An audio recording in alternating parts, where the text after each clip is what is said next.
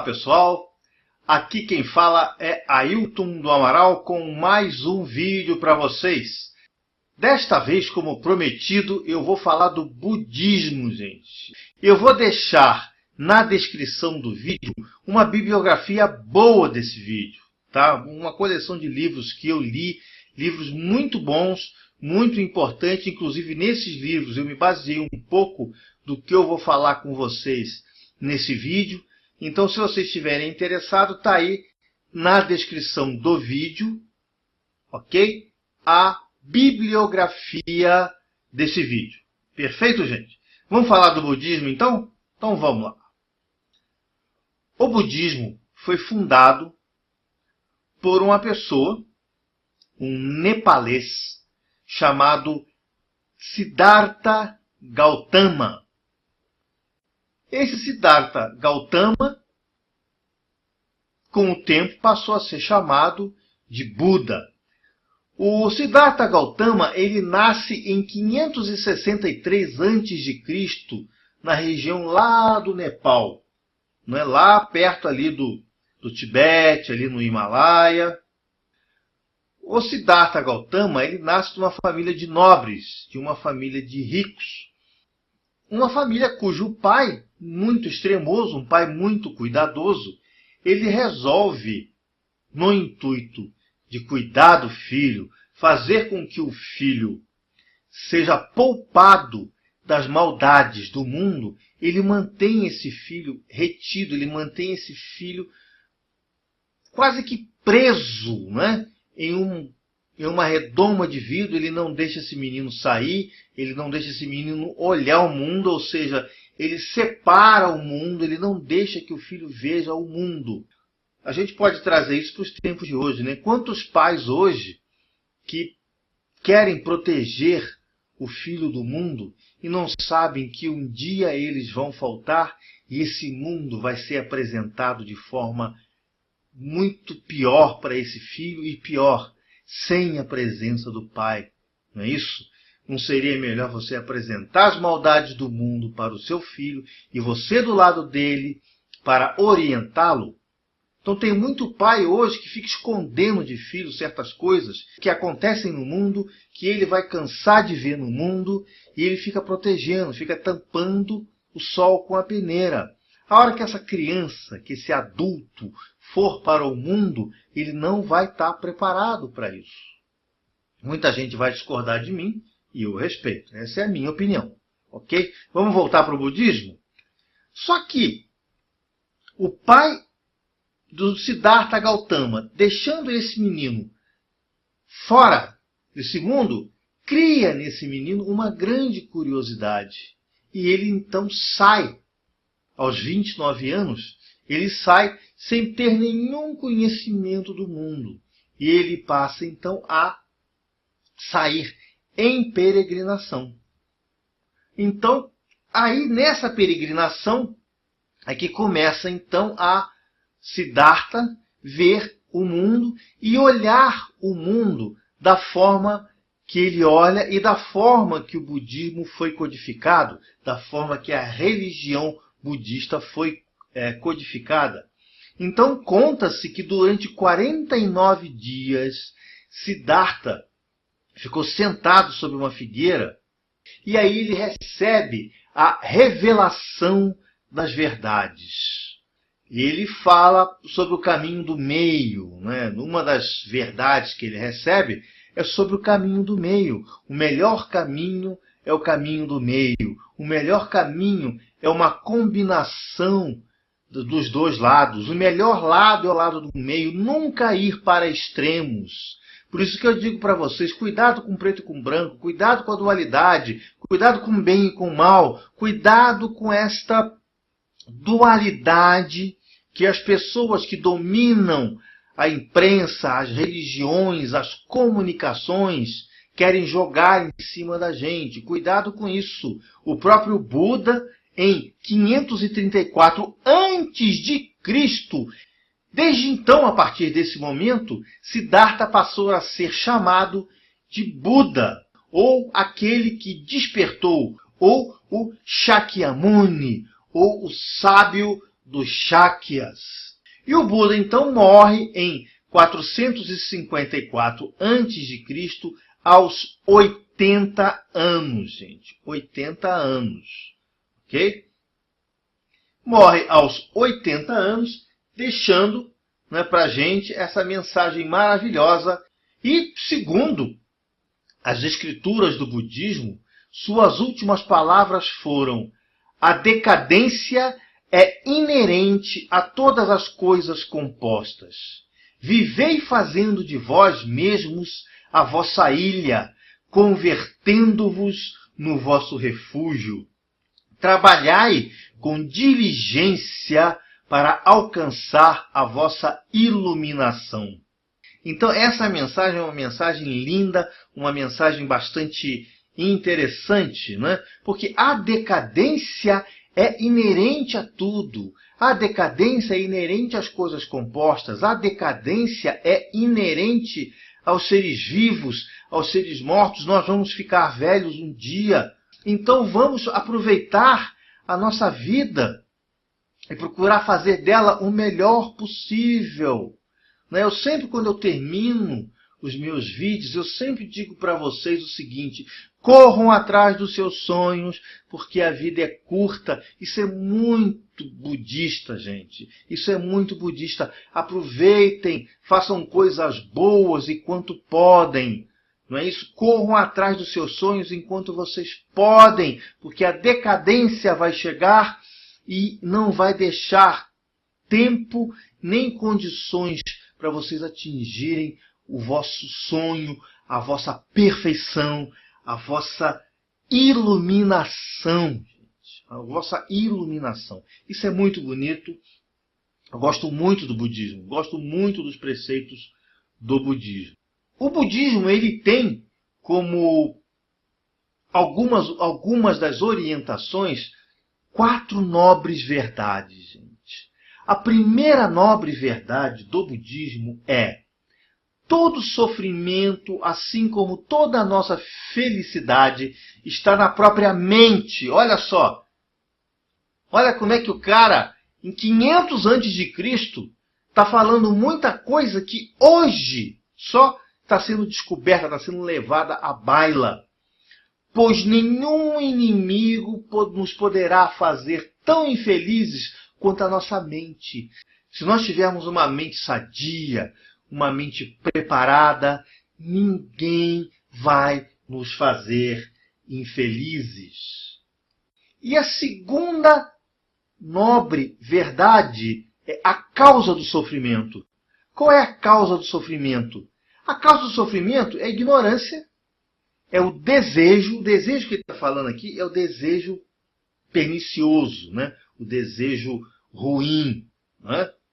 O apego, você apegar a coisas materiais. A gente sabe que a nossa passagem por esse mundo, ela é periódica, ela é curta. Tem pessoas que se apegam a vidas materiais, tem pessoas que trabalham a vida inteira atrás de dinheiro, conseguindo coisas materiais. Nosso mundo é um mundo muito cruel, porque ele valoriza só quem tem coisas materiais. Ele valoriza sempre o ter e não o ser. Isso é muito ruim, gente. Eu conheço gente que ficou a vida inteira trabalhando em cima de um patrimônio e quando conseguiu, já numa idade avançada, foi roubado. Perdeu tudo. E tem gente que conseguiu, trabalhou duro a vida inteira, conseguiu o patrimônio e não tinha mais condições de aproveitar esse patrimônio. Então, o caminho do meio, gente, um equilíbrio. Vamos trabalhar sim, vamos ter as nossas coisas, vamos ter as nossas possessões, mas sempre, sempre, sempre curtindo essas coisas, aproveitando essas coisas enquanto o mundo está aí. Né? E nós temos que correr atrás dos nossos sonhos, sim.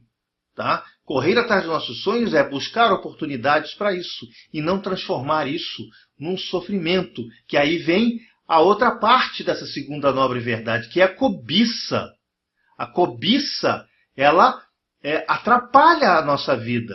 Eu conheço muita gente infeliz, né, com bens materiais, e correndo atrás para conseguir mais e mais e mais. Se vocês querem ver uma coisa, andem na rua, numa estrada, numa autoestrada. Fiquem andando numa autoestrada muito calmamente. Eu costumo andar com o meu carro na autoestrada, sempre na pista do meio e olhando a paisagem numa velocidade boa, sem correria. E eu vejo carrões, gente, carrões passando por mim a 1000 por hora e o motorista tenso. Quer dizer, o cara trabalha a vida inteira e não relaxa para aproveitar o bem que tem. Isso é cobiça, já chega a ser cobiça. Não é isso? O ódio também é um problema sério. O ódio é uma coisa que é muito difícil controlar o ódio. Mas o ódio é responsável até por câncer. Muita gente que tem câncer porque tem ódio no coração. Ódio é um negócio ruim. Nós temos que entender o seguinte: nós vivemos numa humanidade que é imperfeita, que comete coisas erradas, e o ódio não leva a lugar nenhum. E por último, a ilusão. A ilusão, muito jovem, tem muita ilusão da vida, acha que tudo vai vir de mão beijada na vida, né? Aquela coisa do romance, da ideia romântica, da ilusão. Isso tudo são causas de sofrimento que pertencem, então, à segunda nobre verdade aí do nosso grande Buda. E depois vem a terceira nobre verdade, que é a extinção da causa do sofrimento. O que é a extinção da causa do sofrimento? É a completa erradicação e desaparecimento da ignorância, desejo, apego, cobiça, ódio, ilusão e, em consequência, o abandono e libertação da ilusão do eu e do meu. Quando vocês forem conversar com alguém, por exemplo, procurem evitar a expressão eu. Mas eu faço isso, eu conheço aquilo, o meu ponto de vista, eu. Você fica chato para o seu interlocutor. Procure ouvir o que o seu interlocutor diz e comece a perguntar: mas você não sabe disso? Mas você interesse-se pelo seu interlocutor. Você vai ver que você vai ganhar um amigo, porque as pessoas precisam disso. Esse eu sou, eu falo, é meu. Isso é muito complicado, porque é uma necessidade que as pessoas têm, e é uma necessidade até inerente àquela necessidade de valorização. Eu faço, eu aconteço, eu sou isso, eu sou aquilo.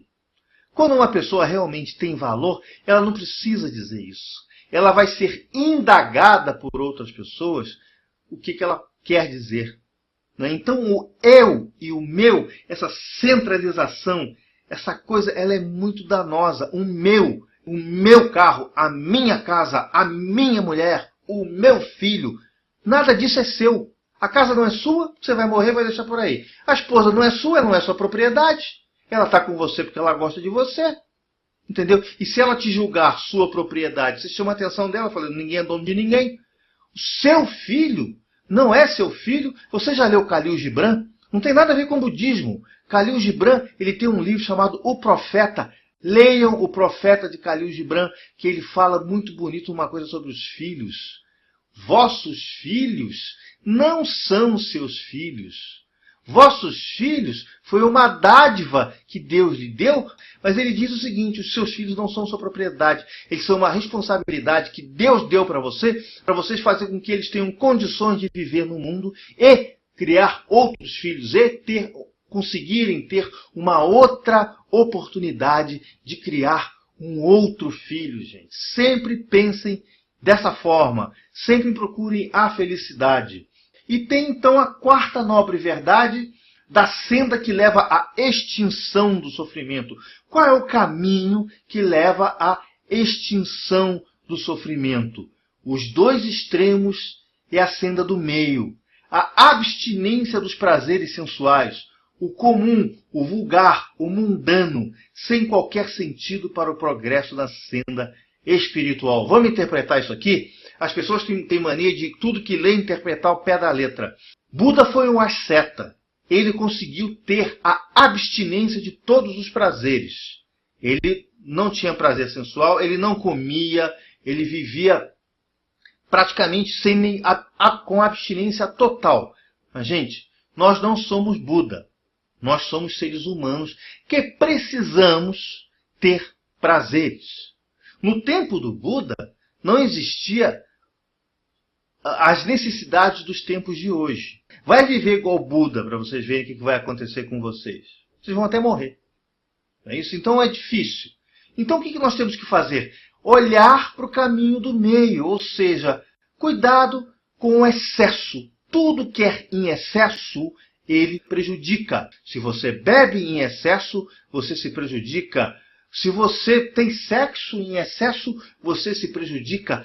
Tudo em excesso prejudica o homem. Então a grande mensagem do budismo é equilíbrio, equilíbrio e equilíbrio. Tenha equilíbrio com tudo, com equilíbrio, com felicidade, com a vida. Tudo que a gente tem que fazer na nossa vida, a gente tem que extrair disso um prazer, não é isso? A gente está dirigindo numa estrada, uma estrada bonita, por exemplo, na Bandeirantes, daqui de São Paulo, que é uma estrada bonita, tem uma vista bonita. Puxa, vai para a pista da direita, fica com uma velocidade boa, não precisa andar devagarinho também, mas uma velocidade boa, olha em volta. Isso acontecia muito comigo, gente. Teve uma vez que na rua que eu morava, eu não notei a construção de um prédio, porque eu passava tão ocupado, tão louco pelas coisas que aconteciam comigo, a correr atrás de dinheiro, para essas coisas, que eu não notei que em frente à minha casa tinha se construído um prédio. Vocês entendam como é que eu estava, a minha situação como estava. Eu hoje não. Hoje eu estou andando na rua, eu olho para a pedrinha. O trânsito está parado? O trânsito parou? Tem compromisso para reunião? Fulano, olha, vou atrasar, tá bom? Dane-se. Ah, dane-se, eu não tenho helicóptero. Você quer que eu chegue cedo? Me dá um helicóptero aqui que eu vou. Agora tem que levar meu carro também, que eu não vou deixar meu carro na rua. O que eu faço? Ligo o meu rádio. Eu compro muito audiolivro, né, aqueles livros que são falados. Ponho no meu rádio e fico ouvindo o livro na maior tranquilidade, que se dane os outros, que se dane o tempo, que se dane o trânsito parado. Comecem a olhar em volta de vocês, comecem a olhar o carro que está em volta de vocês, olhem a atitude das pessoas, o cara está lá nervoso, olhem a atitude, procurem olhar a vida de uma outra forma. Essa, transportando um pouquinho para a vida moderna, né, é a ideia do budismo. Agora, eu não posso esgotar nesse vídeo tudo sobre o budismo. Tem na descrição do vídeo, tem lá a bibliografia sobre o budismo. Quais são as vertentes principais do budismo? O budismo, gente, ele tem diversas vertentes. Existem, por exemplo, diversos tipos de Budas.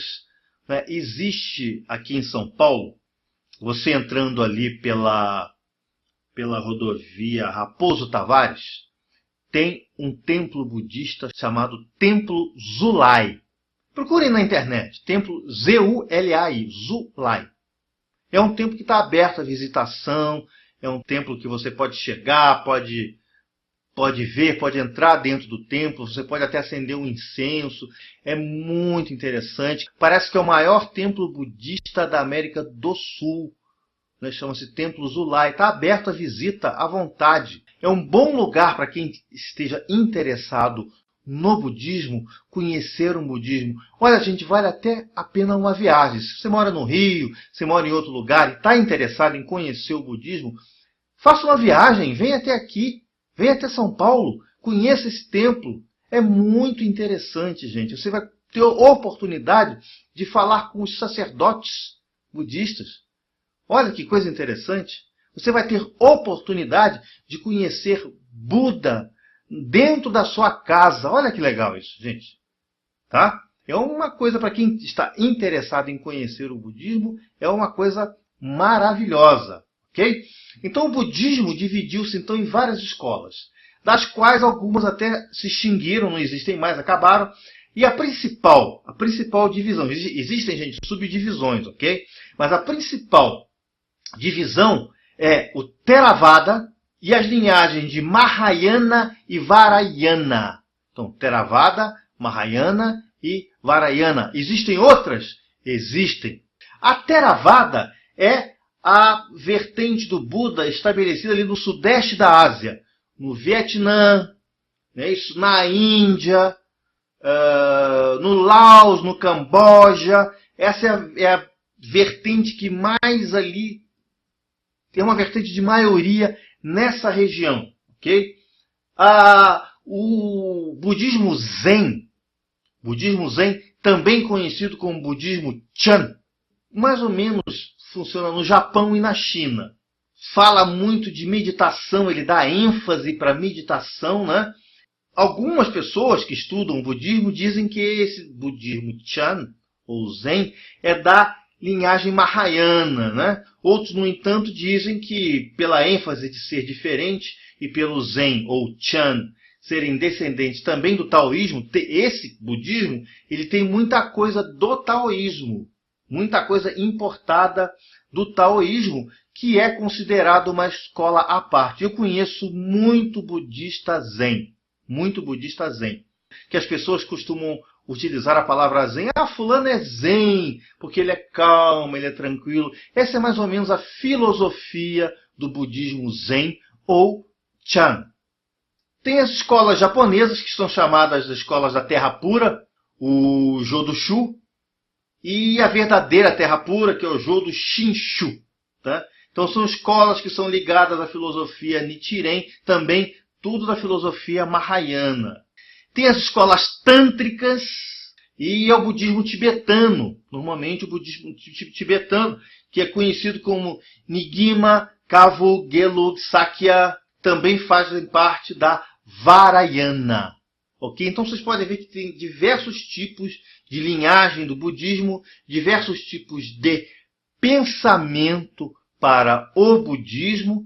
Okay? É uma filosofia muito interessante, porque mesmo que ninguém seja budista, muitas escolas hoje, principalmente muitos palestrantes motivacionais, eles usam muito o Buda como ferramenta, como argumento para falar das coisas. E realmente, se nós seguirmos pelo menos um pouquinho do preceito budista, eu vou dizer uma coisa, gente, a vida vai melhorar muito. E muitas religiões copiaram o budismo, principalmente o espiritismo.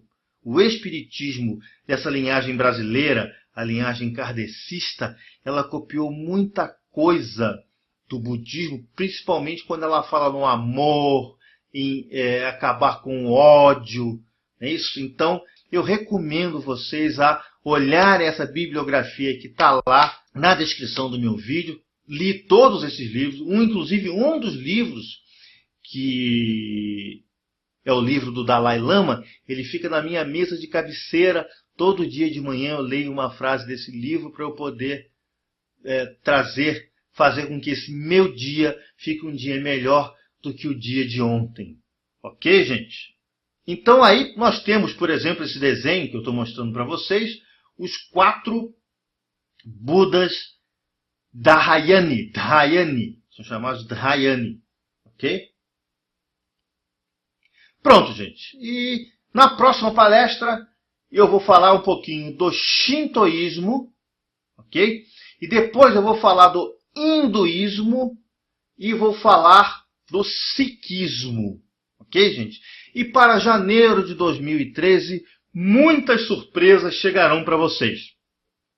A primeira surpresa vai ser um super vídeo longo, mas muito legal, que eu estou preparando sobre o Aleister Crowley. E eu vou falar do Aleister Crowley, vou contar a biografia dele, e vai ser uma série de vários vídeos. Eu vou fazer uma série de vídeos também chamada Por Trás da Suástica. Eu vou falar sobre todos os estudos que os nazistas fizeram do ocultismo e como eles utilizaram esse ocultismo para dominar o mundo, fazer o que eles fizeram. Ok, gente? E para terminar esse vídeo, eu desejo que vocês corram atrás dos seus sonhos, porque a vida é curta, gente. Olha o budismo. Ailton Alt.